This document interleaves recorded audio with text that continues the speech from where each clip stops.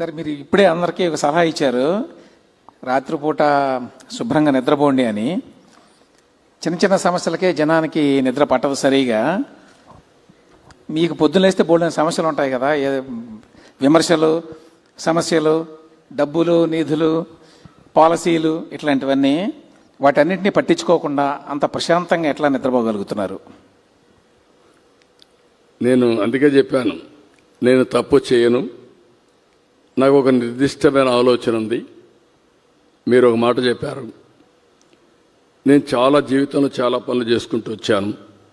ఈరోజు నా జీవితాశయం P4 ద్వారా, పబ్లిక్ ప్రైవేట్ పీపుల్స్ పార్ట్నర్షిప్ ద్వారా చాలామందిని స్ఫూర్తి కలిగించి, అదే కాకుండా ప్రభుత్వ విధానాల ద్వారా పేదరికం లేని సమాజం నెంబర్ 1, ఆర్థిక అసమానతలు తగ్గించే సమాజం కోసం నేను నిరంతరం పనిచేస్తా.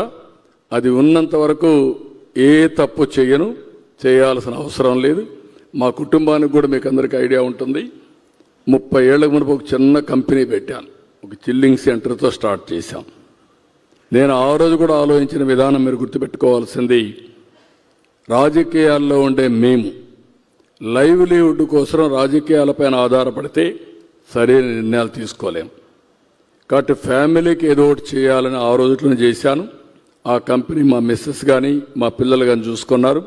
ఇప్పుడు వాళ్ళకి ఏమి ఇబ్బంది లేదు. నేను పనిచేసేది మొన్న కూడా చెప్పాను, నేను నా చివరి రక్తపు బొట్టున్నంత వరకు, చివరి శ్వాస ఉన్నంత వరకు ఈ సమాజం కోసం పనిచేస్తా, లాజికల్గా తీసుకెళ్తా. కాబట్టి అది చేసినప్పుడు ఇంకా నాకు టెన్షన్ లేదు, నిద్ర రాదనే మాట లేదు. ఎప్పుడు పడుకున్నా మళ్ళా లేసే వరకు సౌండ్ స్లీప్ ఉంటుంది. కాబట్టి మీకు ఆ డౌట్ అవసరం లేదు. Thank you sir, thank you very much అండి.